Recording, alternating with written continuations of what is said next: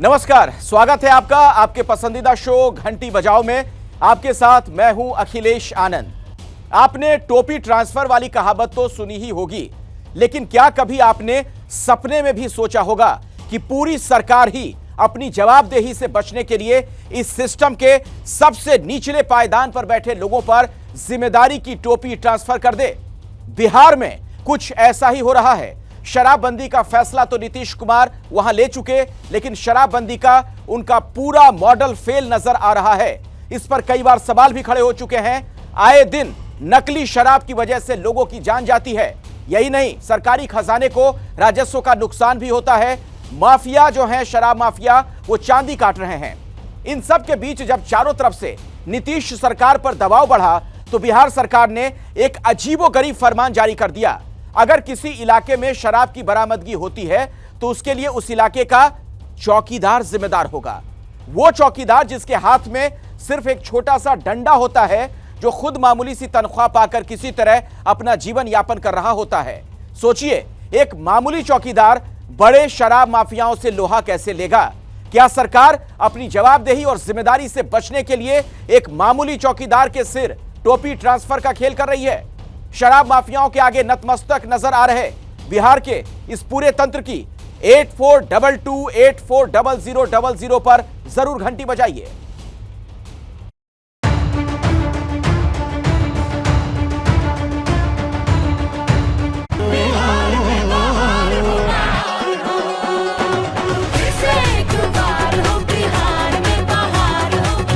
कहीं भी जाइए दारू ही दारू नजर आ रहा है।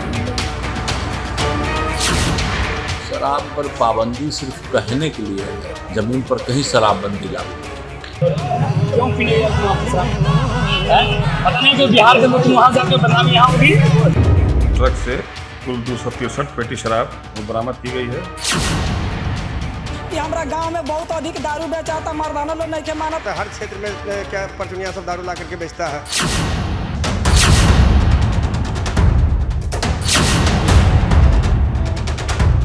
खरीदना बेचना मना है, लेकिन ट्रक भर के शराब है। पीना मना है, पर देशी विदेशी हर तरह की शराब है। मरीजों के लिए एम्बुलेंस ना हो, लेकिन एम्बुलेंस में शराब है। सरकार शराबबंदी का ढोल पीटे और सीएम सचिवालय के बाहर ही शराब है।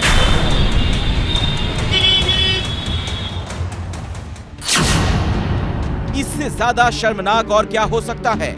कूड़े के ढेर में पड़ी शराब की ये खाली बोतलें बिहार में शराबबंदी के खोखले दावों की पोल खोल रही हैं।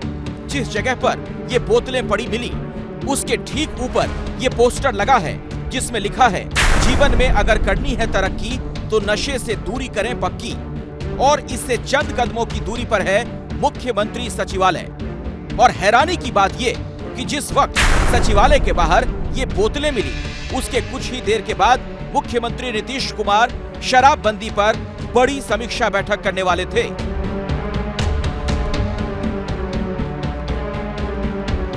नीतीश कुमार को यह बैठक इसलिए करनी पड़ी क्योंकि बिहार में लगातार जहरीली शराब से हो रही मौतों के कारण शराबबंदी को लेकर सवाल उठने लगे।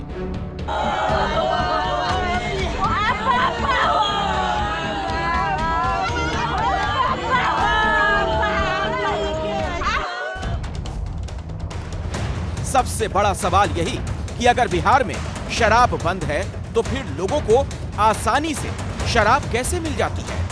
लोगों का यहां तक कहना है कि पहले शराब के लिए दुकानों तक जाना पड़ता था, अब तो शराब की होम डिलीवरी हो जाती है।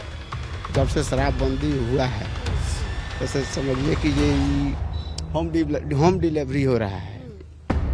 सच्चाई यही है कि बिहार में हर तरह की शराब हर समय और हर जगह उपलब्ध है। जिन्हें पीना है उन्हें पता होगा कि शराब कहां से और कैसे मिलेगी। फर्क सिर्फ इतना है कि जो शराब पहले खुलेआम मिलती थी, वो अब चोरी छिपे बिकती है। जो पहले MRP पर बिकती थी, वो अब महंगे दाम पर मिलती है। और इसीलिए आरोप लग रहा है कि शराबबंदी ने सिर्फ शराब माफिया को फायदा पहुंचाया है, लोगों के लिए कुछ नहीं बदला। और ये हाल तब है जब बिहार में शराबबंदी का कानून लागू हुए 5 साल 8 महीने बीत चुके हैं। मुख्यमंत्री नीतीश कुमार प्रदेश के मुख्यमंत्री होने के साथ साथ गृह मंत्री भी हैं, और अगर उनके नाक के नीचे उनके प्रशासन तंत्र के लोग अगर इस तरीके की घटना को अंजाम दे रहे हैं तो कहीं ना कहीं मुख्यमंत्री का भी उनको संरक्षण प्राप्त है। वैसे तो ये सरकार गूंगी बहरी है, ना किसी को सुनती है ना किसी के लिए कुछ करती है। मुख्यमंत्री नीतीश कुमार नहीं करेंगे तो भाई मान ले कि आने वाले दिनों में जितनी भी हत्याएं होंगी जहरीली शराब पीने से, उसके जिम्मेदार मुख्यमंत्री नीतीश कुमार ही होंगे। लेकिन सरकार तो जिम्मेदारी लेने को तैयार दिखती नहीं, इसीलिए शराब से हो रही मौतों पर नीतीश कुमार ने ये बयान दिया था। तो सोचना चाहिए ना, जब तुम पियोगे गड़बड़ चीज तो इसी तरह से न होगा। लेकिन दबाव बढ़ा तो नीतीश को अपने फैसले की समीक्षा करने के लिए मजबूर होना पड़ा। 7 घंटे तक बैठक चली, कानून को सख्ती से लागू करने पर मंथन किया गया, लेकिन उस मंथन में निकला क्या वो भी सुन लीजिए। अगर हमारी सेंट्रल टीम यहां से जाती है स्पेसिफिक इंफॉर्मेशन पर किसी भी जिले में और उसके किसी भी थाने में, और वो सेंट्रल टीम के द्वारा अगर किसी प्रकार की कोई रिकवरी होती है तो संबंधित थाना प्रभारी को तत्काल निलंबित किया जाएगा और शो कॉज जो है वो हायर फॉर्मेशन पर भी किया जाएगा और जिम्मेदारी फिक्स हो। जो चौकीदार की बुनियादी जिम्मेदारी है, गांव के हर तरह गांव में जो भी गलत काम हो रहा है और इंक्लूडिंग शराब के बारे में भी कोई सूचना है वो उन्हें हर हालत में देना है। उनकी परेड पर वरीय पदाधिकारी भी जाएंगे और अगर जो है वो अपनी बुनियादी जो ड्यूटी है उसमें कोई कमी रखेंगे तो उन पर भी जो है वो सख्त कार्रवाई की जाएगी। तो अब सवाल यही है कि इतने सालों में बिहार की पूरी सरकार जो ना कर पाई, क्या वो थानेदार और गांव के चौकीदार कर पाएंगे? शराबबंदी लागू कराने का नीतीश सरकार का ये अजीबोगरीब फैसला कितना कारगर साबित हो पाएगा, ये हम बताएंगे। लेकिन उससे पहले इन तस्वीरों को देखना जरूरी है।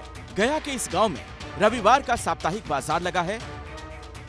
दूर दराज से लोग यहाँ खरीदारी के लिए पहुंचे, लेकिन जो भीड़ यहाँ लगी है वो सिर्फ सब्जियां या घर की दूसरी जरूरी चीजें खरीदने वालों की नहीं। इस बाजार में बड़ी संख्या में शराब के शौकीन भी मौजूद हैं, क्योंकि यहाँ सामान के साथ साथ देसी शराब भी बिक रही है। वही देसी शराब जो बार बार लोगों की मौत की वजह बनती है। पिछले 20 दिनों में बिहार के अलग अलग जिलों में जहरीली शराब से 60 से ज्यादा लोगों की जान जा चुकी है। उसके बाद भी न बेचने वालों पर कोई रोक, न पीने वालों पर। यहाँ शराब का भी इंतजाम है और चखने का भी, इसीलिए शराब पीने वालों ने खुले बाजार में ही महफिल सजा ली। देसी शराब के साथ फ्राई चिकन और मछली वाली ये पार्टी करीब 6 घंटे तक चलती रही। कोई रोकने नहीं आया, कोई पूछने तक नहीं आया। ये है नीतीश कुमार की शराब बंदी। शराब की यूं खुलेआम बिक्री सिर्फ दूर दराज के गांव में ही हो रही है, ऐसा भी नहीं।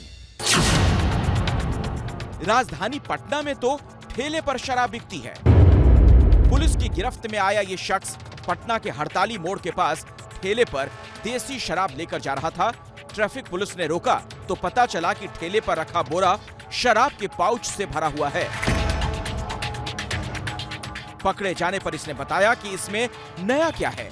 सभी को पता है शराब कहाँ बनती है, कहाँ बिकती है। कहाँ से लेकर आ रहे हो? ये कहाँ बनता है? रायचा कहाँ? पटना में? हाँ। अच्छा, तो कितना मिलता है तुमको? सब पुलिस वाले को पता है कि हाँ नहर कहाँ पर है। अच्छा, नहर जो दानापुर नहर है वहाँ। जी। और इसको लेके कहाँ जाते हो? बस जहाँ आप हैं वहीं पर। अच्छा, ये इसी एरिया में, इसी इलाके में भेज देते हो? यस। अब सिर्फ देसी नहीं, अंग्रेजी शराब की भी यहाँ कोई कमी नहीं। पटना के चौक थाना क्षेत्र में गंगा घाट किनारे मिली शराब की इन पेटियों को देखिए। करीब 40 कार्टन अंग्रेजी शराब एक सुरंगनुमा तहखाने में छिपा कर रखी गई थी। शराब तो पकड़ी गई, लेकिन इस शराब को यहाँ तक लाने वाले के बारे में फिलहाल पुलिस के पास कोई जानकारी नहीं। बिहार में ब्रांडेड शराब की सप्लाई पड़ोसी राज्यों से होती है। जैसे यूपी के रास्ते कैमूर में आ रही शराब की ये खेप। एक ऑनलाइन शॉपिंग पोर्टल की पैकिंग वाले इन डिब्बों को देखकर कोई भी धोखा खा जाएगा।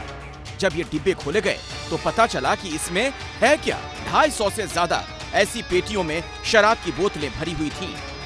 ट्रक से कुल 263 पेटी शराब जो करीब 2367 लीटर है वो बरामद की गई है। एक मोबाइल और करीब 2900 रुपया बरामद किया गया है। इनको बताया गया था कि बिहार पहुंचने के बाद इनको बताया जाएगा कि कहाँ किसको डिलीवरी दी जानी है। यह गाजियाबाद से चला था। इसी तरह बिहार के अलग अलग जिलों में अलग अलग तरह से शराब की सप्लाई होती है। कहीं ट्रक, कहीं एम्बुलेंस में शराब भरकर भेजी जाती है। बेगूसराय में गिट्टी से भरे ट्रक को जब अनलोड किया गया तो अंदर 365 कार्टन विदेशी शराब मिली। इसी तरह गोपालगंज में शराब तस्करों ने एम्बुलेंस में शराब भर दी। शराब की एक खेप हरियाणा से बिहार लाई जा रही थी। ये तो वो शराब है जो पकड़ी गई, लेकिन ऐसी हजारों लीटर शराब हर दिन बॉर्डर पार करते हुए बिहार के गांव-गांव तक पहुंच जाती है।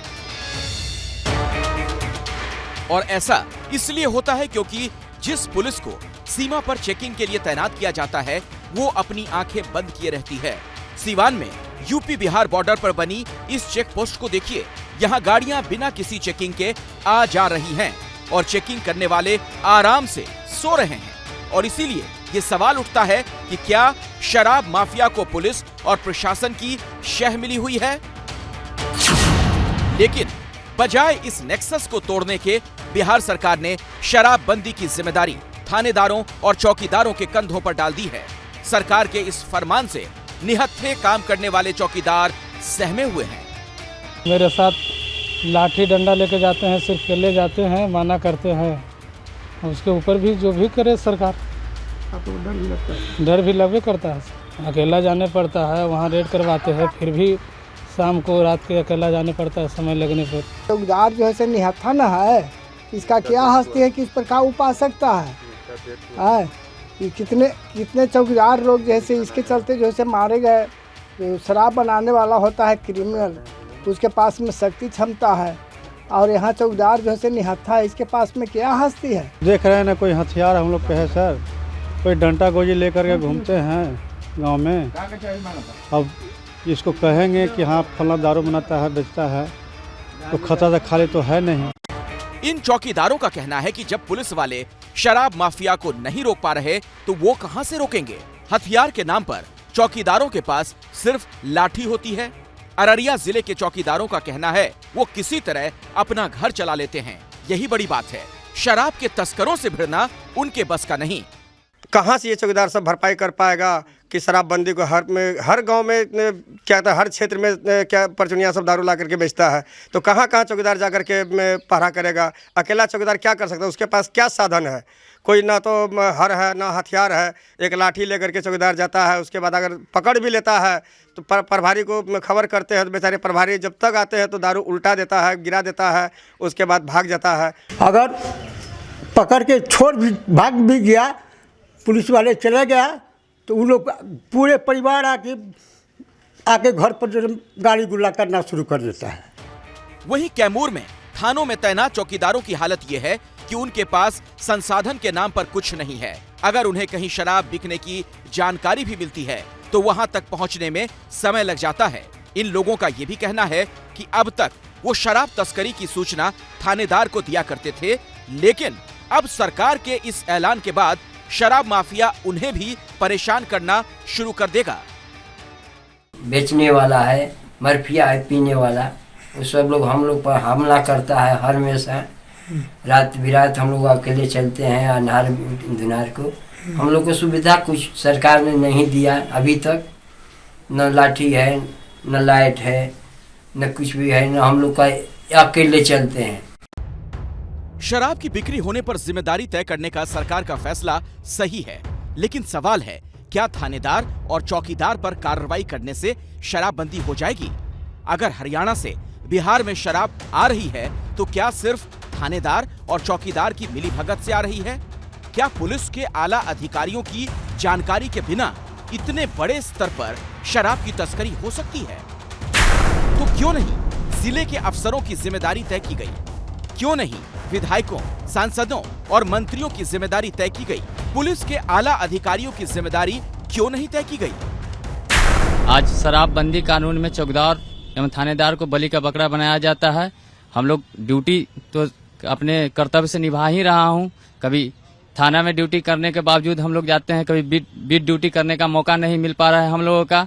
यदि थाना प्रशासन को सूचना समय पे दिया जाता है, लेकिन प्रशासन लेट पहुंचते हैं। सिर्फ चौकीदार और थानेदार को जिम्मेदार बनाया जा रहा है और उसके नीचे थानेदार के नीचे जमींदार हैं, जेएसआई अवर निरीक्षक हैं, हवलदार हैं, सिपाही हैं, टाइगर मोबाइल वाले हैं। तो सबको जिम्मेदार बनाया जाए और सबसे शपथ लिया जाए। सबकी जिम्मेदारी बनती है कि शराब कानून को लागू कराया जाए, शराब माफियाओं पर कमर कसा जाए। सरकार के फैसले के खिलाफ ये चौकीदार अब सड़कों पर उतर आए हैं। इसीलिए पटना के गांधी मैदान में ये प्रदर्शन किया गया। इनका आरोप है कि पुलिस वाले खुद को बचाने के लिए उन्हें फंसा देते हैं। पुलिस और शराब माफिया के गठजोड़ के कारण शराबबंदी के बाद से चौकीदारों की हत्याएं बढ़ गईं। सरकार ने इस पर तो कोई कार्रवाई नहीं की और अब अपनी नाकामी छिपाने के लिए चौकीदारों को बलि का बकरा बना रही है। तो शराबबंदी पर अपनी जिम्मेदारी से भागने वाली बिहार सरकार की घंटी जरूर बजाइए। और अब आप सोशल मीडिया साइट कू के जरिए भी घंटी बजाओ से जुड़ सकते हैं।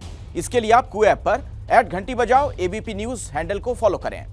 अगर आप किसी मुद्दे पर घंटी बजाना चाहते हैं या अपने शहर और आसपास का कोई मुद्दा उठाना चाहते हैं तो #घंटी बजाओ के साथ हमें अपना मुद्दा बताएं और @घंटी बजाओ एबीपी न्यूज को टैग करते हुए पोस्ट कीजिए।